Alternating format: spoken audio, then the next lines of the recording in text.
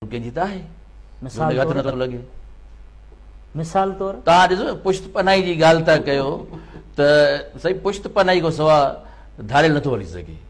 पाथारीदार हुनखे इंफॉर्मेशन ॾींदो, हुनखे ढकींदो, जेको माण्हू अगवा कंदो उनखे लिकाईंदो, भूंगो वठी ॾींदुसि।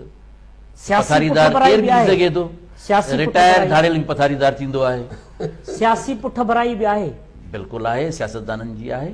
खैरू भट्टी खे छड़ो खैरू भट्टी छो, हिकिड़े खैरू भट्टी खे छो वरितो थी? अॼुकल्ह हाईलाइट उहो थिए साईं, पठान महर वॾो धाड़ेल आहे, उहो ऑपरेट थो करे सिंध बलूचिस्तान में। किथे आहे हींअर? अलाए मां कहिड़ी ख़बर किथे, तो पुलिस तव्हांखे ॿुधाईंदी न। हिन में तव्हांखे हिकिड़ी ॻाल्हि ॿुधायां, इहे नाले वारा धाड़ेल हिते आहिनि ऐं हुकूमत जे ख़ौफ़ जे वजह सां तो वटि न आहे, जा घणा पैदा थी विया आहिनि। साईं जन पठान महर ते कुझु ॻाल्हाइनि पिया। साईं शिकारपुर में चिणगी मक़ाम ॿुधो अथव? हा, ॿुधल आहे, ॾिठल धाड़ेलनि जो गढ़ आहे, चिणगी जो हा, मक़ाम। उते शेख बिरादरी वेठी आहे। पाण मां इहो त कोन चयो शेख बिरादरी वेठी आहे, उहे धाड़ेल आहिनि सभु। अच्छा, चिणगी ते कहिड़ा कहिड़ा धाड़ेलदार आहिनि साईं, इहा भला ख़बर आहे? लिस्ट पुलिस को वठो न साईं, मां एसपी थोरी आहियां ज़िले जो। अच्छा, सिर्फ़ु तव्हांखे इहा मां तव्हांखे गाइडलाइन ॾियां थो। त हिते धाड़ेल तव्हां चयो त असां प्रोग्राम कंदासीं ऐं उमेद आहे ऑफिसरनि खे बि घुराईंदव, जीअं असांखे ख़्वार था कयो उन्हनि खे बि ख़्वार कंदव। पुलिस ऑफिसर बि असां सां ईंदड़ बुलेटिन्स में गॾु हूंदा, बिल्कुलु उहे बि गॾु हूंदा, पर जीअं तव्हां इहो तव्हां ख़बर हूंदी।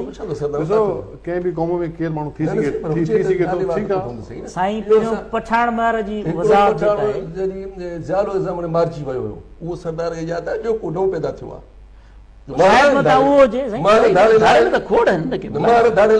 हाजी साहब छो थो परेशान थिए? हाजी साहब नथो कोन, उन्हनि जी ज़ाहिर आहे गिरफ़्तारी थियणु खपे, ऑपरेशन थियणु खपे।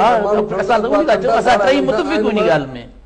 साईं, तव्हां मुतफ़िक़ आहियो न त ऑपरेशन थिए, सख़्तु थिए, कंहिंखे बि न बख़्शिजे, इन ॻाल्हि सां तव्हां मुतफ़िक़ आहियो न? महर हुजे, जतोई हुजे, भयो हुजे, शेर हुजे, केर बि हुजे न। साईं, ही जेके तव्हां ॻाल्हियूं पुछो था, इहा लाज़मी आहे।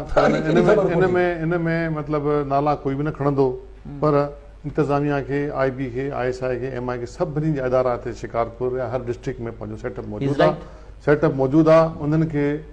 उन्हनि खे सॼी ख़बर आहे, नाला बि ख़बर अथव, हाईएस्ट लेवल ते माना उहे डिस्कस बि थिया आहिनि, केरु शामिल आहे, केरु शिकारपुर जे माण्हुनि खे बि ख़बर अथव त केरु हिन में शामिल आहे, केरु शामिल न आहे। हाणे अगरि इन ॻाल्हि में पवंदासीं त उहा शइ रिज़ल्ट न निकिरंदो, सियासी धुरियूं आहिनि, इन्वॉल्व आहिनि, रहनि थियूं हिते। ऑपरेशन जे लाइ असां साईं क़ाइम अली शाह त हाणे 5 सालनि में करे हा, त करे चुको हुजे हा हुकूमत।